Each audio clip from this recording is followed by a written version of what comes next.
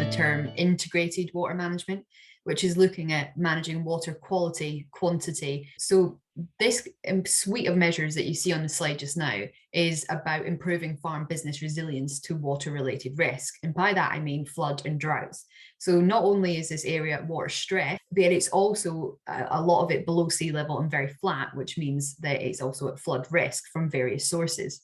So it's looking at how we can manage when there's a deficit or a surplus of water in a really intelligent way that makes sure that farming and horticultural businesses remain viable in this area.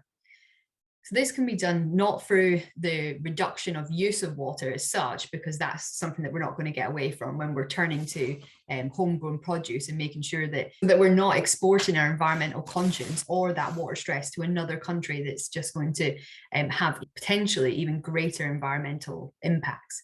So this could be through monitoring and measuring of water on farm or in a catchment scale to ensure optimal water use.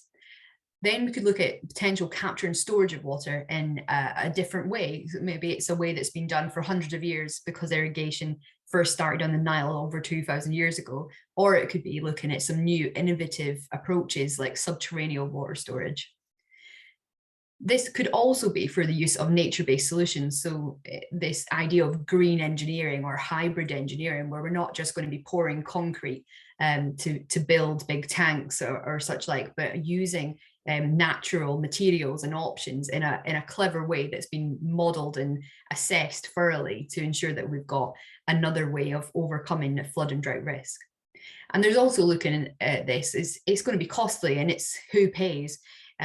Ultimately, it's consumer, whether it's who buys the food or who needs to buy the seed to produce that food. So it's looking at potential future funding, and that could be the future environmental land management scheme. And in that, they're looking at clean and plentiful water for public good.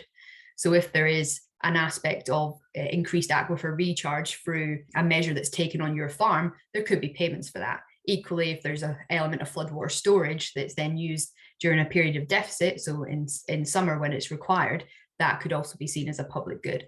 And that's the type of things that we could look at funding in the future. So if we narrow this down and look at on-farm approaches, I've got a list on the screen, and this is by no means a complete list, but it's just some of the top things that we've been talking about recently that I thought I'd include on there. So if you look at using water-saving techniques such as precision irrigation, which will target the water and minimize the waste of it onto crops, and this could also be associated with looking for leaking pipes and repairing them, and potential increase of the use of grey water. I'm going to come on to that again in a bit because it's towards the end of this list. This could secondly be looking at incorporation of best practice in crop management. So that could be from including grass fodder for livestock feed, or looking at drought tolerant crop species. Similarly, it could be looking at water tolerant crop species, so polyculture and such like, if the area is going to be re-wetted for aquifer recharge or for other environmental benefits. There's also looking at the adoption of improved soil cultivation techniques. Soil, is black gold and is increasing on the political agenda as to its importance. And we've had lots of discussions about peat and different soil types, but soil is the crux of everything that is produced on a farm. And so what we need to do is make sure that we're protecting that and improving it where possible.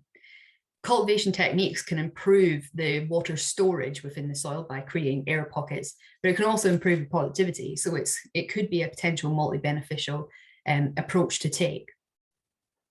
And that could be from use of field margins and cover crops, all of which could also potentially receive environmental agricultural funding. This also has a public benefit as well, arguably, because there's potential of reduction in surface flooding. So when it comes to the kind of ping pong effect that we've been having over recent years, with 2018 in agricultural drought to 2019, some of the worst flooding that we've seen in agricultural areas in England, what we're needing to do is look at ways in which we can create contingency plans. On farm level, we could be looking at monitoring and measuring the use of water to make sure that we are using it in the best way possible. And that could also help to improve your productivity as well. So then I mentioned before this grey water aspect. So this is an opportunity to capture and utilize rainwater. There's pros and cons to this kind of approach, and it may be better suited in more urban areas. But for agriculture, what it could mean is improved chances of getting planning permission if you're looking at applying some kind of approach like this. This has been carried out on poultry sheds and new large farm barns, and it is costly, but there's measures being taken to ensure that that water is not only available for the use of cleaning down machinery or such like, but it could be filtered so it's of good enough quality to be given to livestock. And I think that's something, an area of interest, and the technology there is only increasing. So the collection of water in this way also has the benefit of reducing surface water flooding and helps to manage water quality because of the reduction in runoff, which often picks up all your fertilizers and your chemicals that are in the soil or you want to apply to the soil and being washed. So again, it's a way of saving money as well. The other idea of grey water is because it's non-potable, which means you can't drink it, is that it could be used for activities like cleaning down your machinery. So there's other benefits of it, and that will allow water that you do want to have at a higher quality to be used for other purposes. So there's lots of different companies and contractors out there who are looking at grey water collection, so whether it's rainwater harvesting system or looking at kind of integrating some subterranean storage in there as well. Best thing to do is probably speak to your local environment agency to get a grasp of what water related risks there are, what consents you'd need, what permits you'd need potentially, because there is a lot of environmental considerations you have to make.